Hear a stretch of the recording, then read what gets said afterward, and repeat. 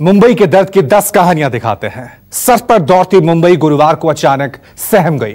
Foot over हादसे ने माया नगरी को मातम में डुबो दिया। शाम ढलते ही आर्थिक राजधानी करहाने लगी। समंदर किनारे का शहर दर्द का दरिया बन गया। मरने वाले तो चले गए, लेकिन पीछे छूट गया सुबकता सिसकता परिवार और दुखों का पहाड़।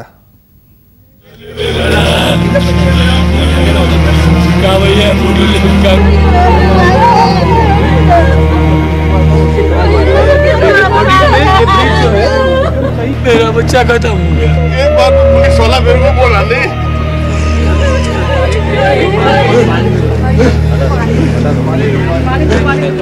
ये इरादन हत्या है। डोनेशन देके क्या फायदा? मुंबई में एक पुल नहीं टूटा, आंखों से दर्द का बांध टूट गया है। मरने वालों में कोई अपने घर का इकलौता चिराग था, कोई इकलौता कमाने वाला तो कोई इकलौती उम्मीद। घनघोर लापरवाही की भेंट चढ़े सीएसटी फुटओवर ब्रिज का मलबा तो हट गया है, लेकिन दर्द के पत्थरों का वजन दिल बैठाए जा रहा है।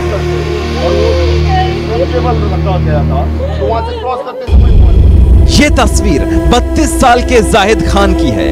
जाहिद सुबह घर से इस उम्मीद में निकला था कि फुटओवर ब्रिज के पास सीएसटी स्टेशन से निकली भीड़ को बेल्ट और पर्स बेचकर 2 पैसे कमाएगा, बूढ़े माँ बाप, पत्नी और 2 बेटियों के परिवार को खाना नसीब होगा। मुंबई में गरीबी से जाहिद लोहे के इरादों से लड़ता था, लेकिन उसे क्या पता था कि बीएमसी के करप्शन ने असल के लोहे में इतना जंग लगा दिया है कि उसके पैरों के नीचे से एक झटके में फौलाद गिर गया।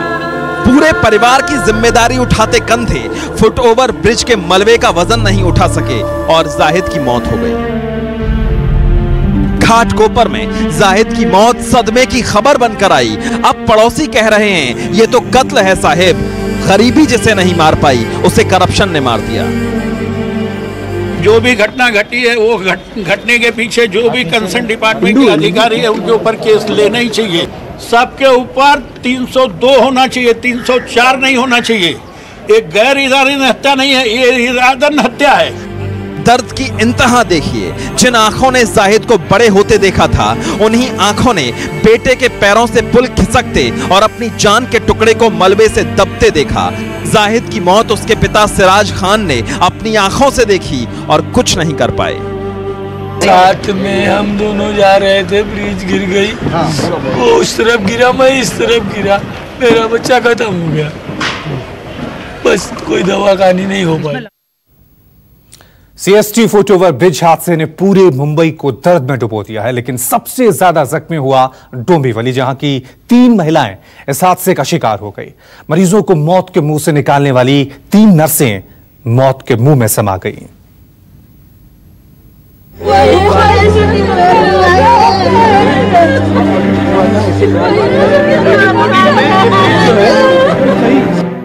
एक दिन, एक मोहल्ला और 3 लोगों की मौत और 3 मौतों का मातम। ये दर्द है मुंबई के डोंबिवली का। छत्रपति शिवाजी टर्मिनस के फुटओवर ब्रिज हादसे ने यहाँ की 3 जिंदगियां छीन ली। तीनों महिलाएं थीं, तीनों नर्स थीं, तीनों समाज का संबल थीं। दुख की घड़ी में लोग इन्हीं महिलाओं को पुकारा करते थे, इन्हीं को आवाज देते थे। अब तीनों आवाजें खामोश हो चुकी हैं।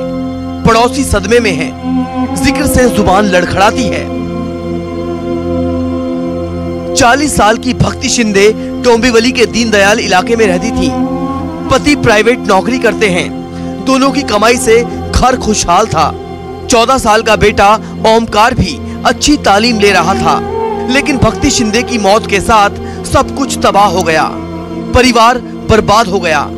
मोहल्ले के लोग गमजदा हैं, शासन से सवाल पूछ रहे हैं, लापरवाहियों का हिसाब मांग रहे हैं।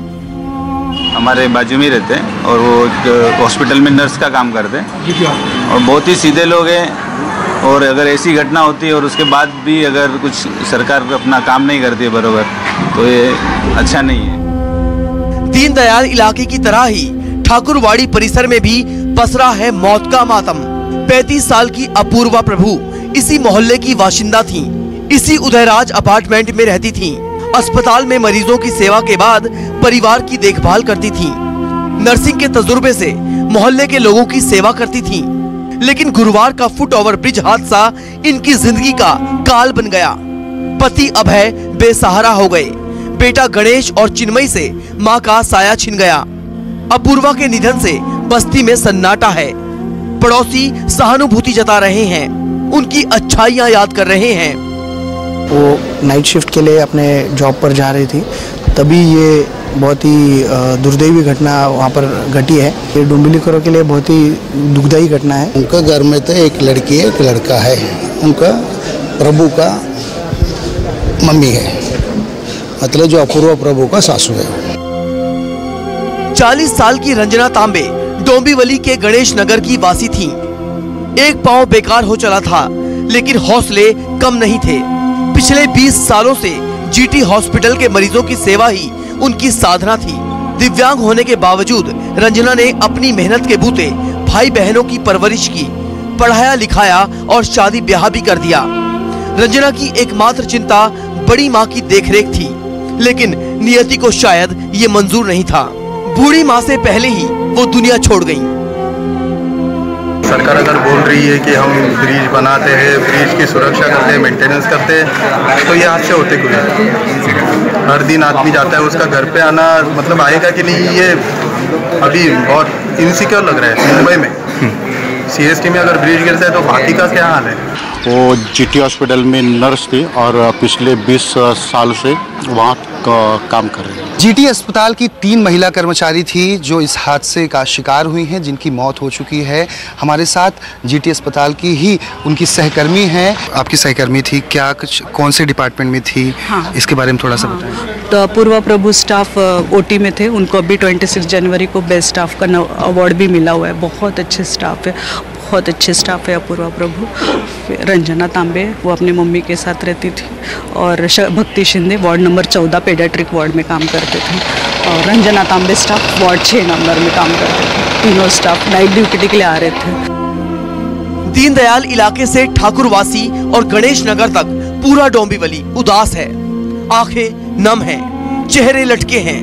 कोई भक्ति शिंदे को ढूंढ रहा है, तो कोई अपूर्वा का पता पूछ रहा है, तो कोई रंजना का ठिकाना।